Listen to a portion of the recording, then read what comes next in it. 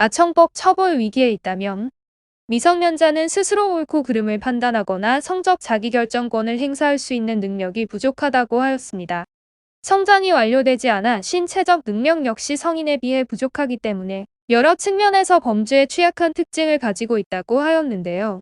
그로 인해 아동 청소년은 사회적 약자이자 건강한 사회 일원으로 편입될 계층으로서 법적인 보호 대상으로 지정되어 있다고 하였습니다. 특히 최근 미성년자의 범죄 취약성을 악용한 범죄가 기승을 부리면서 미성년자의 성보호는 더욱 중요한 논의 대상으로 여겨지고 있다 하였죠. 특히 근래에 미성년자들을 협박하여 아동 성착취물을 대거 제작하고 유통 및 판매한 일당이 여러 적발되면서 사회적 공분이 일어난 바 있다고 하였습니다. 이들의 공통점은 소셜 네트워크 서비스 등의 정보통신망을 통하여 발생한 성범죄라는 것이라 하였는데요. 통신기술의 향상에 따라 누구나 언제 어디서든지 익명으로 소통이 가능해지면서 이를 악용해 성범죄를 저지르는 것이라 하였죠. 소셜 네트워크 서비스를 통해 접근하고 협박 등의 방법을 통해 성착취물을 제작한 뒤 익명 대화방을 통해 유통하였는데요. 이에 따라 정보통신망의 사용 비율이 높은 아동 청소년의 피해가 상당하였으며 해당 성착취 영상이 정보통신망을 통해 복제되고 빠르게 확산되면서 피해는 더욱 확대되었습니다. 심각한 수위의 범죄 행각의 디지털 성범죄를 비롯하여 아동 청소년의 성보호에 관한 법률이 강화되어야 한다는 목소리가 높아졌다고 하는데요. 특히 미성년자의 피해가 심각하였기에 아동 청소년의 성보호에 관한 법률이 대폭 강화 개정되었다고 하였습니다. 벌금형으로도 처벌했던 범죄에서 벌금형이 철폐되었고 기본적인 형량이 증가하는 등 아동 청소년 대상 범죄에 대한 엄중한 아청법 처벌이 예고되었다고 하는데요. 성범죄에 대한 사회적 법 감정이 법정에도 반영되면서 관련 이력이 전무한 초범에 해당하더라도 선처 없이 실형이 선고되는 비율이 증가하였다고 하였습니다. 따라서 아동 청소년과 관련된 범죄에 연루된 경우 무거운 형량을 피하는 것이 쉽지 않은 상황이라 하네요. 그러므로 만일 해당 혐의에 연루되었다면 빠르게 법조인의 도움을 받아 상황에 철저하게 대비하는 것이 중요하다고 하였습니다. 아동 청소년의 성보호에 관한 법률에 의거하면 아동 청소년이 등장하는 음란물은 모두 아동 청소년 성착취물로 규정되며 해당 아청물을 제작하거나 수입 및 수출하였다면 5년 이상의 유기징역형 혹은 무기징역형이 선고된다고 하였습니다. 이를 영리 목적으로 판매하거나 대여, 유포하는 경우에는 5년 이상의 징역형이 부과된다고 하였는데요. 단순히 이를 시청하거나 소지, 구매하는 경우에도 1년 이상의 징역형이 내려지게 된다고 하였습니다.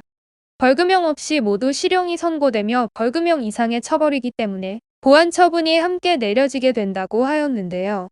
30년까지의 신상 등록 및 공개나 아동 청소년 및 공공기관 취업 제한, 전자발찌 부착 등의 조치가 내려지기에 큰 불이익으로 작용할 수 있다고 하였습니다. 단순한 아청물을 시청하거나 소지한 것만으로도 무거운 아청법 처벌이 가능하므로 주의가 필요하다고 하였는데요.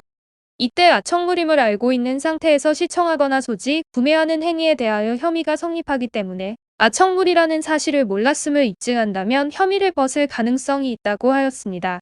하지만 수사기관에서는 기타 정황을 모두 살피기 때문에 영상 제목이나 미리 보기 사진 등에서 아청물임을 짐작할 수 있는 여지가 있다면 해당 주장을 인정하지 않을 수 있다고 하였습니다. 변호인의 조언을 받아 상황을 자세히 분석하고 적절한 방향을 설정하는 것이 좋다고 하였는데요.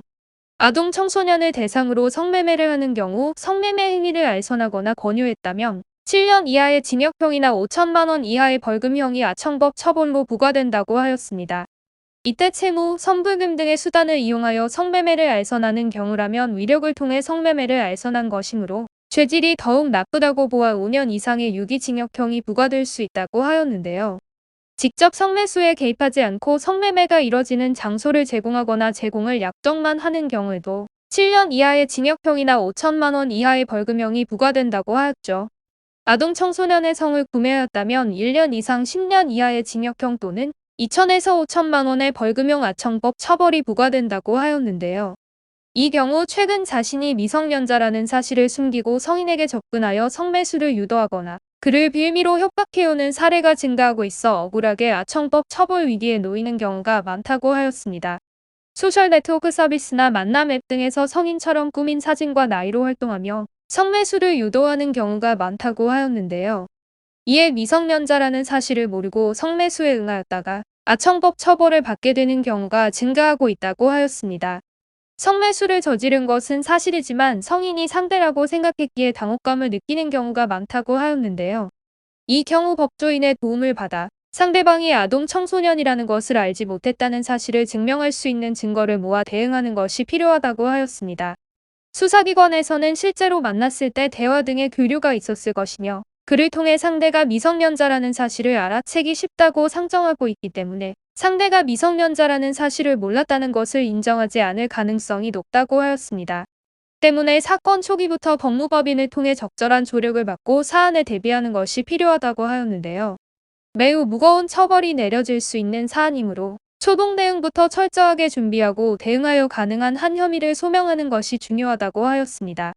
대화 내역을 통해 대화방에서 연락을 할 당시 상대가 밝혔던 나이 등을 증거로 사용할 수 있으며 만남 앱의 경우 성인 나이 제한이 있었다면 이 역시 증거로 이용할 수 있다고 하였습니다.